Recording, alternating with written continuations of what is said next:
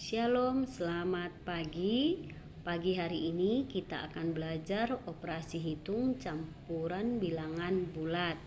Nah, pada operasi hitung campuran bilangan bulat ini, anak-anak ibu harus ingat kata kunci pada perkalian dan pembagian bilangan bulat yang sudah kita pelajari.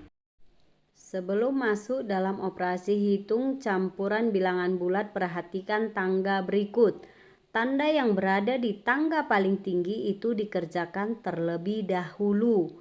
Perhatikan tangganya. Yang paling atas adalah tanda kurung. Kemudian di bawahnya ada perkalian atau pembagian. Kemudian di bawah perkalian dan pembagian itu ada penjumlahan atau pengurangan. Jadi perhatikan tangganya. Tanda yang paling tinggi itu harus dikerjakan terlebih dahulu. Perhatikan contoh dalam kurung negatif 7 tambah 2 dikali 3 sama dengan N. Berapakah nilai N-nya? Itu ada dalam tanda kurung, kemudian ada kali. Berarti yang pertama kita kerjakan dalam tanda kurung itu. Tambahkan negatif 7 tambah 2, hasilnya adalah negatif 5, kemudian dikali 3. Setelah itu tinggal kita kalikan negatif 5 dikali 3, hasilnya adalah negatif 15. Maka hasil dari negatif 7 tambah 2 dalam kurung dikali 3 itu hasilnya adalah negatif 15. Perhatikan ya anakku, itu tanda kurung harus kita kerjakan terlebih dahulu. Prinsip pengerjaan soal operasi hitung campuran, kita harus lihat tandanya. Kalau ada tanda kurung itu harus kita kerjakan terlebih dahulu, kemudian di bawahnya ada kali atau bagi, baru selanjutnya adalah penjumlahan atau pengurangan. Perhatikan lagi contoh negatif 4 ditambah dalam kurung negatif 2 dikali negatif 6. Nah, di sini perhatikan ada tanda kurung. Dalam tanda kurung ini itu yang harus kita kerjakan terlebih dahulu karena dia, perhatikan tangga itu tanda kurung berada paling atas. Jadi itu harus kita kerjakan terlebih dahulu. Negatif 2 dikali negatif 6. Perhatikan, masih ingat pelajaran yang kemarin, negatif dikali negatif hasilnya adalah positif. Tinggal kita kalikan, 2 dikali 6 itu adalah hasilnya 12. Jadi kita tuliskan negatif 2 dikali negatif 6 positif 12. Kemudian kita turunkan negatif 4 ditambah 12. Jadi hasilnya adalah negatif 4 tambah 12 sama dengan 8.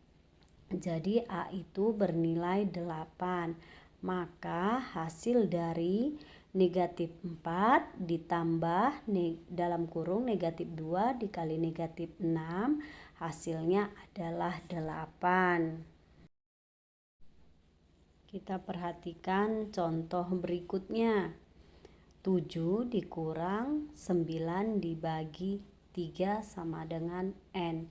Ada kurang, ada bagi. Nah, yang pertama kita kerjakan adalah pembagian. Karena pembagian letaknya di atas penjumlahan ataupun pengurangan. Jadi di sini kita kerjakan bagi. Pembagian dulu. Negatif 9 dibagi 3. Negatif bagi positif. Nah, hasilnya pastilah negatif. Nah, tinggal bagikan. 9 dibagi 3 hasilnya adalah 3. 7-nya langsung kita turunkan.